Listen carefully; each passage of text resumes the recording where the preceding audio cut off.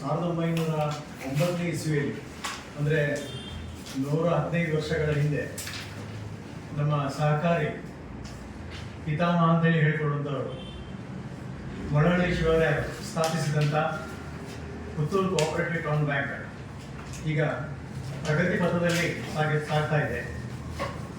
ನಾವು ನಮ್ಮ ಸದಸ್ಯರಿಗೆ ಉತ್ತಮ ಸೇವೆಯನ್ನು ನೀಡ್ತಾ ಇದ್ದೇವೆ. 5 ವರ್ಷಗಳ ಹಿಂದೆ ಅಂದರೆ 2019-20 ಈ ಸಾಲಿನಲ್ಲಿ ಒಟ್ಟು ವ್ಯವಹಾರ 98 ಕೋಟಿ ಇದ್ದದ್ದು ಈಗ ಹೆಚ್ಚು ಕಮ್ಮಿ 120 ಕೋಟಿಗೂ ಮಿಕ್ಕಿದೆ. ಮೀಸಲು ಕ್ಷೇಮ ನಿಧಿ ಇದು 2.39 ಕೋಟಿ ಇದ್ದದ್ದು ಈಗ 4.81 ಕೋಟಿಗೆ ಮಿಕ್ಕಿದೆ. ವಾರ್ಷಿಕ ಲಾಭ ನಮ್ಮದು ಸರಾಸರಿಯಾಗಿ 60ರಿಂದ 70 ಲಕ್ಷ ಬರ್ತಾ ಇತ್ತು. ಈ ವರ್ಷ ನಾವು ಅದನ್ನು ಮೀರಿ 1.5 ಕೋಟಿಯಷ್ಟು 1.55 ಕೋಟಿ ಕ್ರೋರ್ಸ್ ಅಷ್ಟು ಆಗಿದೆ. 2023-24 ಸಾಲಿನಲ್ಲಿ ನಾವು ಮೀಸಲು ನಿಧಿಗೆ 77 ಲಕ್ಷಕ್ಕೂ ಮಿಕ್ಕಿ ವರ್ಗಾಯಿಸಿದ್ದು ಇದು ಈವರೆಗಿನ ದಾಖಲಾಗಿದೆ.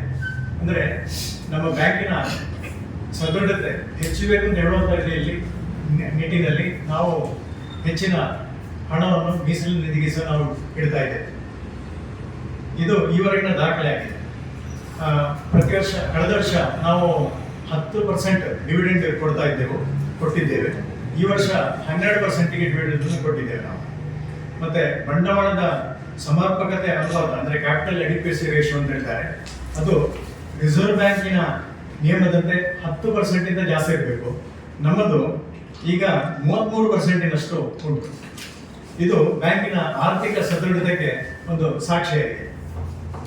ಕಳೆದ 5 ವರ್ಷದಲ್ಲಿ ನಮ್ಮ ಬ್ಯಾಂಕು ನಮ್ಮ ಸದಸ್ಯರ ಪೂರ್ಣ ಸಹಕಾರದಿಂದ ಅತಿ ಉತ್ತಮ ಪ್ರಗತಿ ಸಾಧಿಸಿದೆ ಅಂತ ಹೇಳಲಿಕ್ಕೆ ನಾನು ತುಂಬಾ ಇಷ್ಟಪಡ್ತಾ ಇದ್ದೇನೆ.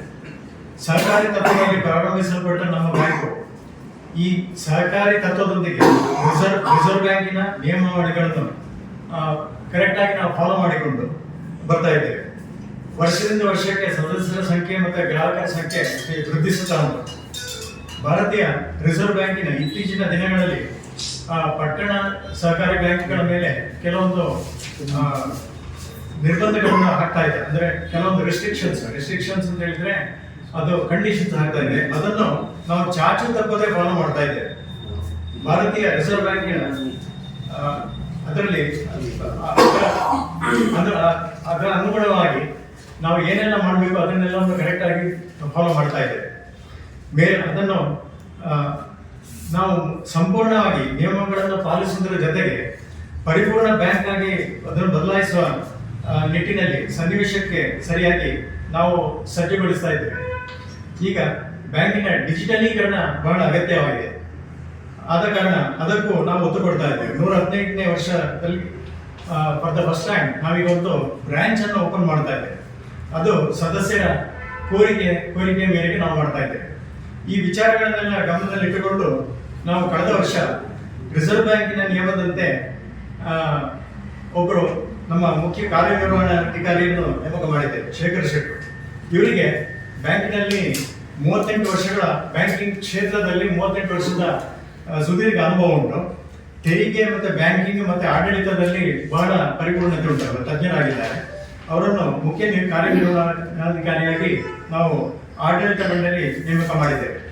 ಅವರಿಗೆ ರಿಸರ್ವ್ ಬ್ಯಾಂಕಿನ ನಿಯಮಗಳನ್ನು ಪಾಲಿಸುವಂಥದ್ದು, ಆಮೇಲೆ ಶಾಖೆಗಳನ್ನು ಪ್ರಾರಂಭಿಸುವಂಥದ್ದು, ಮತ್ತೆ ಬ್ಯಾಂಕನ್ನು ಡಿಜಿಟಲೀಕರಣ ಮಾಡುವಂಥದ್ದು, ಈ ಎಲ್ಲ ಮಹತ್ವದ ಗುರಿಯನ್ನು ನೀಡಿದ್ದೇವೆ. ಈ ನಿಟ್ಟಿನಲ್ಲಿ ಅವರು ಈಗಾಗಲೇ ಕೆಲಸವನ್ನು ಮಾಡ್ತಾ ಇದ್ದು ಬ್ಯಾಂಕಿನ ಅರ್ಪಣಾ ಮನೋಭಾವದ ಸಿಬ್ಬಂದಿಗಳ ಪೂರ್ಣ ಸಹಕಾರದೊಂದಿಗೆ ಈಗಾಗಲೇ ಹೆಚ್ಚಿನ ಗುರಿಗಳನ್ನು ಸಾಧಿಸಿದ್ದಾರೆ. ಬ್ಯಾಂಕು ಮುಖ್ಯವಾಗಿ ನಾವು ಏನೆಲ್ಲ ಸಾಧನೆ ಮಾಡಿದ್ದೇವೆ ಅಂತ ಹೇಳಿದ್ರೆ, ಮುಖ್ಯವಾಗಿ ಇರುವಂಥದ್ದು ರಿಸರ್ವ್ ಬ್ಯಾಂಕಿನ ನಿಯಮಗಳನ್ನು ಪಾಲಿಸುವಂಥದ್ದು. ನಾನು ಈಗಾಗಲೇ ಹೇಳಿದಂತೆ ಬಹಳಷ್ಟು ಬದಲಾವಣೆಗಳನ್ನು ಮಾಡಿದ್ದಾರೆ. ಅದು ಯಾಕೆಂತ ಹೇಳಿದ್ರೆ ಎಲ್ಲ ಸುರಕ್ಷತೆ ದೃಷ್ಟಿಯಿಂದ ಡೆಪಾಸಿಟ್ ಹೋಲ್ಡರ್ಸಿಗೆ ಮತ್ತೆ ಶೇರ್ ಹೋಲ್ಡರ್ಸಿಗೆ ಇದೆಲ್ಲ ತೊಂದರೆ ಆಗಬಾರ್ದು ಅಂತ ಹೇಳುವಂಥ ರೀತಿಯಲ್ಲಿ ಕಂಡೀಷನ್ಸ್ ಮಾಡ್ತಾ ಇದ್ದೇವೆ. ಅದನ್ನು ನಾವು ಫಾಲೋ ಮಾಡ್ತಾ ಇದ್ದೇವೆ. ಅದೇ ರೀತಿ ಫಾಲೋ ಅಪ್ ರಿಪೋರ್ಟ್ ಅದನ್ನು ತುಂಬ ಟೆಕ್ನಿಕಲ್ ರಿಪೋರ್ಟ್ಸ್ ಅದನ್ನೆಲ್ಲ ಕೊಡಬೇಕು, ಅದನ್ನೆಲ್ಲ ನಾವು ಮಾಡ್ತಾ ಇದ್ದೇವೆ. ಮತ್ತೆ ಕೋರ್ ಬ್ಯಾಂಕಿಂಗ್ ಸಿಸ್ಟಮ್ ಅದನ್ನು ಮಾಡಿದ್ದೇವೆ ನಾವು. ಮತ್ತೆ ತೆರಿಗೆ ನಿಮಗೆ ಈಗ ಗೊತ್ತಿರ್ಬೋದು, ಈ GST ಮತ್ತು ಇನ್ಕಮ್ ಟ್ಯಾಕ್ಸ್ ಇದೆಲ್ಲ ಸಮಸ್ಯೆಗಳಂದ್ರೆ ಈಗ ಕೆಲವೊಂದು ಬರ್ತಾ ಇರ್ತದೆ. ಅದೆಲ್ಲವನ್ನು ಚೆನ್ನಾಗಿ ನಾವು ನಿಭಾಯಿಸಿಕೊಂಡು ಸಮರ್ಪಕವಾಗಿ ಕೆಲಸ ಮಾಡ್ತಾ ಇದ್ದೇವೆ. ಬ್ಯಾಂಕಿಗೆ ನಾವು ಸೋಲಾರ್ ಸಿಸ್ಟಮ್ ಅನ್ನು ಅಳವಡಿಸಿದ 15 kV ಸೋಲಾರ್ ಗ್ರಿಡ್ ಅನ್ನು ನಾವು ಈ ವರ್ಷ ಅಳವಡಿಸಿದ್ದೇವೆ. ಮತ್ತೆ ಡಿಜಿಟಲೀಕರಣಕ್ಕೆ ನಾವು ತುಂಬಾ ಒತ್ತು ಕೊಟ್ಟು ಈಗ ಅದಕ್ಕೆ ಬೇಕಾದಂತ ಕೆಲವೊಂದು ಕಂಪ್ಲೈನ್ಸ್ ಇದೆ, ಅದನ್ನೆಲ್ಲವನ್ನು ಮಾಡ್ತಾ ಇದ್ದು ನಾವು ದಾಪುಗಾಲಿನಲ್ಲಿ ಮುಂದೆ ಹೋಗ್ತಾ ಇದ್ದೇವೆ. ಅದೇ ರೀತಿ ಈ ವರ್ಷ 12% ಡಿವಿಡೆಂಡ್ ಕೊಟ್ಟು ಅದೇ ಬರೀ ಅಷ್ಟೇ ಅಲ್ಲ, ಮಹಾಸಭೆಗೆ ಅಟೆಂಡ್ ಆದಂತ ಎಲ್ಲ ಸದಸ್ಯರಿಗೆ ನಾವು ಉಡುಗೊರೆಯನ್ನು ಸಹ ನೀಡಿದ್ದೇವೆ. ಅದು ಉಡುಗೊರೆ ಅದರ ಹಿಂದಿನ ಮಹಾಸಭೆಯಲ್ಲಿ ಸಲಹೆ ನೀಡಿದ ಪ್ರಕಾರದಲ್ಲಿ ನಾವು ಉಡುಗೊರೆಯನ್ನು ಸಹ ನೀಡಿದ್ದೇವೆ. ಮತ್ತೆ ಸಿಬ್ಬಂದಿ ವರ್ಗದವರಿಗೆ ಶಿಸ್ತು ಹೆಚ್ಚಿಸಬೇಕು ಅಂತ ಹೇಳುವಂತಹ ಉದ್ದೇಶದಲ್ಲಿ ವಸ್ತ್ರ ಸಂಹಿತೆಯನ್ನು ಸಹ ನಾವು ಜಾರಿಗೆ ಮಾಡಿದ್ದೇವೆ. ಮತ್ತೆ ಅದೇ ರೀತಿ ನಾವು ಕೋರ್ ಬ್ಯಾಂಕಿಂಗ್ ಸಿಸ್ಟಮ್ ಮತ್ತೆ ಡಿಜಿಟಲೀಕರಣ ಅದೆಲ್ಲ ಆಗಬೇಕು ಅಂತ ಹೇಳಿದ್ರೆ ನಮ್ಮ ಸಿಬ್ಬಂದಿ ವರ್ಗದವರು ಅದಕ್ಕೆ ಸರಿಯಾಗಿ ತಯಾರಾಗಬೇಕು. ಈ ನಿಟ್ಟಿನಲ್ಲಿ ನಾವು ಅವರಿಗೆ ಅವರ ಕಾರ್ಯಕ್ಷಮತೆಯನ್ನು ಜಾಸ್ತಿ ಮಾಡೋದಕ್ಕೋಸ್ಕರ ನಾವು ಅವರಿಗೆ ಕಾರ್ಯಾಗಾರ ಅದನ್ನೆಲ್ಲ ಮಾಡಿದ್ದೇವೆ. ಆನಂತರ ಇದಕ್ಕಿಂತ ಹೆಚ್ಚು ಏನು ಅಂತ ಹೇಳಿದ್ರೆ, ನಮ್ದು ಈ ವರ್ಷ ನಾವು ವಿಟ್ಲದಲ್ಲಿ ಒಂದು ಬ್ರಾಂಚ್ ಅನ್ನು ಇದೇ ನವೆಂಬರ್ 14ಕ್ಕೆ ನಾವೊಂದು ಪ್ರಾರಂಭ ಮಾಡ್ತಾ ಇದ್ದೇವೆ. ಈ ವರ್ಷ ಕಳೆದ ಆರ್ಥಿಕ ವರ್ಷದಲ್ಲಿ ನಿವ್ವಳ ಅನುತ್ಪಾದಕ ಆಸ್ತಿ ಅಂದ್ರೆ NPA ಅಂತ ಹೇಳ್ತಾರೆ. ಈ NPA ಅನ್ನು ನಾವು ಶೂನ್ಯ ಇಳಿಸಿದ್ದು ಇದು ಬಹಳ ದೊಡ್ಡ ಸಾಧನೆ ಅಂತೇಳಿ ನಾನು ತಿಳ್ಕೊಳ್ತೇನೆ. ನಮ್ಮ ಬ್ಯಾಂಕಿನ ಎಲ್ಲ ನಿರ್ದೇಶಕರು ಮತ್ತೆ ಮುಖ್ಯ ಕಾರ್ಯನಿರ್ವಹಣಾಧಿಕಾರಿಗಳು, ಅದೇ ರೀತಿ ಸಿಬ್ಬಂದಿ ವರ್ಗದವರು, ಇವರೆಲ್ಲ ನಾವು ಒಟ್ಟುಗೂಡಿ ನಾವು ಕೆಲಸ ಮಾಡಿದ ಕಾರಣ ಇದನ್ನು ನಾವು ಗುರಿಯನ್ನು ರೀಚ್ ಆಗಲಿಕ್ಕೆ ಆಗಿದೆ. ಈ ಎಲ್ಲ ಕಾರಣಗಳಿಂದಾಗಿ ನಮ್ಮ ಬ್ಯಾಂಕ್ ರಿಸರ್ವ್ ಬ್ಯಾಂಕಿನ ನಿಯಮಾವಳಿ ಪ್ರಕಾರದಲ್ಲಿ ಆರ್ಥಿಕ ಸುದೃಢ ಮತ್ತು ಉತ್ತಮ ನಿರ್ವಹಣಾ ಬ್ಯಾಂಕ್ ಅಂದ್ರೆ financially sound and well managed bank ಕೆಟಗರಿಯಲ್ಲಿ ಗುರುತಿಸಲ್ಪಟ್ಟಿದೆ. ಇದನ್ನು ತಿಳಿಸಲಿಕ್ಕೆ ನಾನು ಬಹಳ ಸಂತೋಷ ಪಡ್ತಾ ಇದ್ದೇನೆ.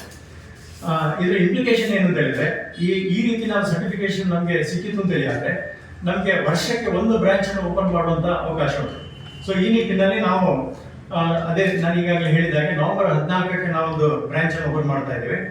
ಈ ಬ್ರಾಂಚಿನ ಉದ್ಘಾಟನೆ ಸಮಯದಲ್ಲಿ ತಾವೆಲ್ಲರೂ ಬಂದು ಮತ್ತೆ ಸಾರ್ವಜನಿಕರಲ್ಲಿ ನಾನು ಕೇಳ್ಕೊಳ್ತಾ ಇದ್ದೇನೆ, ಎಲ್ಲರೂ ಬಂದು ನಮ್ಮ ಬ್ರಾಂಚ್ ಮಾಡುವ ಬಗ್ಗೆ ಮತ್ತೆ ಬ್ಯಾಂಕಿನ ನಮ್ಮ ಬ್ಯಾಂಕಿಂಗ್ ಆಕ್ಟಿವಿಟೀಸ್ನಲ್ಲಿ ಸಂಪೂರ್ಣ ಸಹಕಾರ ನೀಡಬೇಕು ಅಂತೇಳಿ ನಾನು ಕೇಳ್ತಾ ನಿಮ್ಮೆಲ್ಲರ ಸಹಕಾರವನ್ನು ಕೇಳ್ತಾ ಇದ್ದೇನೆ. ಹೌದು, ಬೇಡಿಕೆ ಹೌದು. ಈಗ ನಮ್ಮ ಬೇಡಿಕೆ ಮಾತ್ರ ಅಲ್ಲ, ಒಂದು ಆರೋಪವೂ ಆಗಿರ್ತದೆ ಅದರ ಬಗ್ಗೆ ಅಲ್ವಾ? ಸಾಮಾನ್ಯವಾಗಿ ಹೇಗಿದೆ ಅಂದ್ರೆ, ಒಂದು ಸಂಸ್ಥೆ ಬೆಳಿಬೇಕು ಅಂದ್ರೆ ಶಾಖೆಗಳು ಬೆಳೀತಾ ಹೋಗುತ್ತೆ. ಆದರೆ ನಿಮ್ದು 115 ವರ್ಷದಲ್ಲಿ ಫಸ್ಟ್ ಟೈಮ್ ಒಂದು ಶಾಖೆಯನ್ನು ಪ್ರಾರಂಭ ಮಾಡ್ತಾ ಇದ್ದೀವಿ ಅಲ್ವಾ? ಈ ಹಿಂದೆ ಯಾಕೆ ಮಾಡಲಿಲ್ಲ ಅನ್ನೋದು ಒಂದು ಆರೋಪ, ಗಂಭೀರವಾಗಿ ಆರೋಪ ಮಾಡಿದ್ದು ಪ್ರೆಸ್ ಮೀಟ್ ಕೂಡ ಮಾಡಿದ್ದೆವು ಅಲ್ವಾ? ಇಲ್ಲಿ ಬಹುತೇಕ ನನಗೆ ಅದರಲ್ಲಿ ಉತ್ತರ ಕಂಡು ಬರ್ತಾ ಇದೆ. ಅದರಲ್ಲಿ ಕೂಡ ಶೇಖರ್ ಶೆಟ್ಟಿ ಪ್ರಕರಣದಲ್ಲಿ ಅದನ್ನು ಅವರು ಪ್ರಸ್ತಾಪ ಮಾಡಿದ್ದಕ್ಕೆ ಸ್ಪಷ್ಟ ಉತ್ತರವನ್ನ ನೀವು ಕೊಟ್ಟಿರುವ ಹಾಗೆ ಕಾಣ್ತಾ ಇದೆ.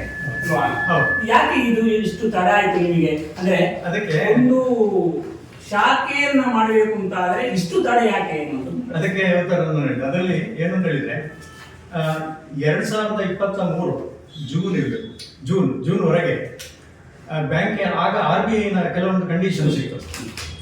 ಈಗ 2023 ಜೂನಿಗೆ ಅದನ್ನು ನಿಯಮಾವಳಿಯನ್ನು ಸ್ವಲ್ಪ ಬದಲಾವಣೆ ಮಾಡಿದ್ರು.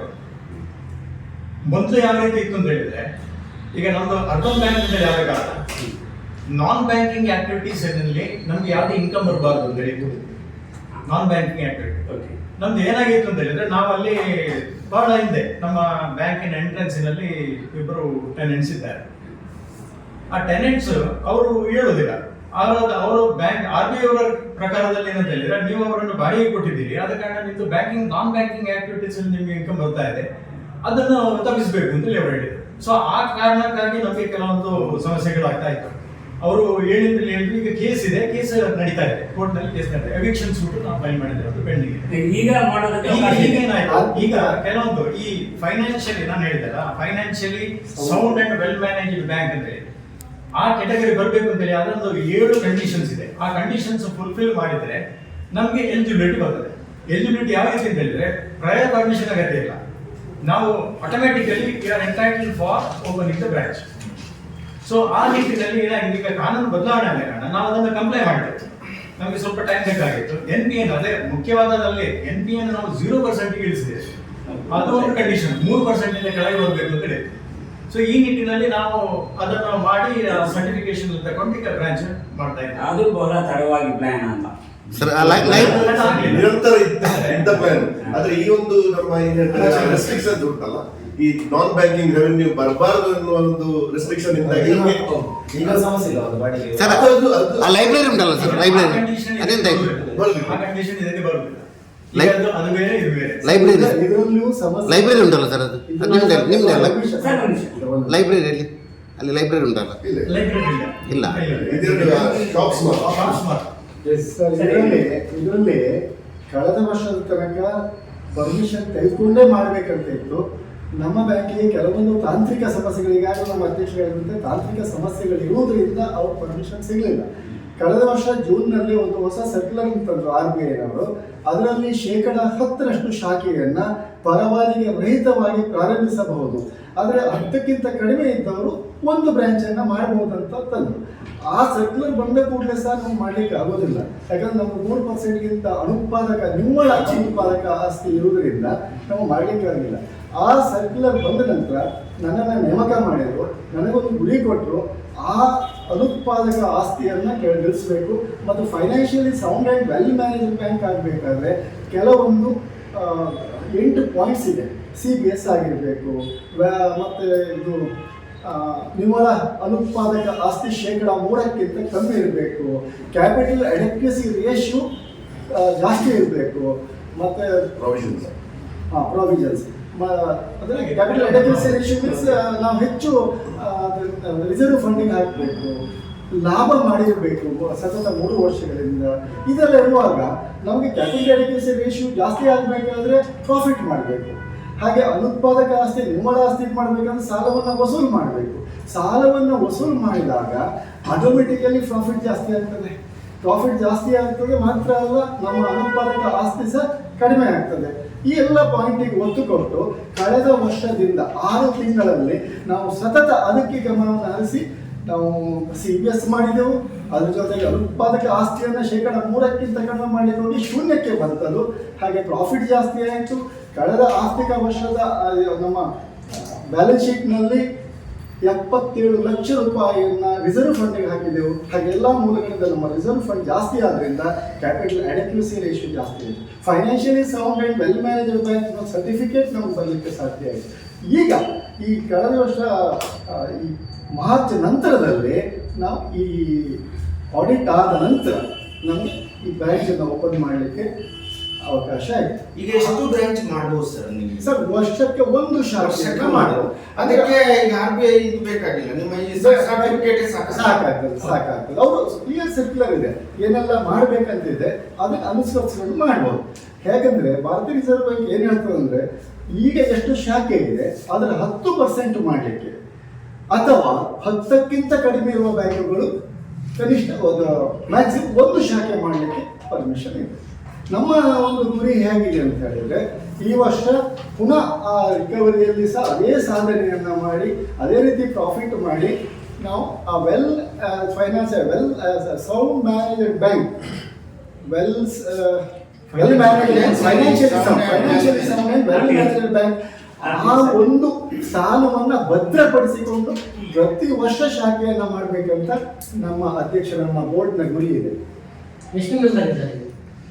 ನಂಬರ್ ಆಫ್ ಮೆಂಬರ್ಸ್ 9532 ಸದಸ್ಯರಿದ್ದಾರೆ, ಆಕ್ಟಿವ್ ಸದಸ್ಯರು. ಸರ್, ಈಗ ಈ ಮೆಂಬರ್ಸ್ ಅಂತ ಹೇಳಿದ್ರಲ್ಲ, ಈ ಮೆಂಬರ್ಸ್ ಅನ್ನು ಹೇಗೆ ಇದು ಈಗ ವ್ಯವಹಾರ ಮಾಡಿದವರೆಲ್ಲರೂ ಮೆಂಬರ್ಸ್ ಆಗ್ತಾರಾ? ಹೇಗೆ ಎಲ್ಲ ಅಕೌಂಟ್ ಮಾಡಿ ಸಾಲಗಾರ ಇಲ್ಲ ಸರ್, ಯಾರು ಸದಸ್ಯರಾಗ್ತಾರೆ ಸದಸ್ಯರ ಹೇಗೆ ಅರ್ಜಿ ಕೊಡ್ತಾರೆ, ಶೇರ್ ಹೋಲ್ಡರ್ಸ್ ಮಾತ್ರ ಸದಸ್ಯರು. ವ್ಯವಹಾರ ಮಾಡಿದವರು ಸದಸ್ಯರಾಗಲ್ಲ. ವ್ಯವಹಾರಕ್ಕಾಗಿ ನಾನೇನು ಚಿನ್ನ ತಂದು ನಿಮ್ಮ ಬ್ಯಾಂಕ್ ಅಲ್ಲಿ ಇಡ್ತೀನಿ, ಅಕೌಂಟ್ ಓಪನ್ ಮಾಡ್ತೀನಿ. ನೀವು ಯಾರ್ಯಾರು ಸಾಲ ಮಾಡುವಾಗ ನಮ್ಮಲ್ಲಿ ಸದಸ್ಯರಿಗೆ ಮಾತ್ರ ಸಾಲ ಕೊಡುವಂತ. ಹಾಗಿರುವಾಗ ಒಂದು ಶಾರ್ ತಗೊಳ್ಬೇಕು, ಸದಸ್ಯರಾಗ್ತಾರೆ. ಈಗ ಅಲ್ಲ, ಈಗ ನಾವು ಚಿನ್ನ ಇಡ್ತೇವೆ,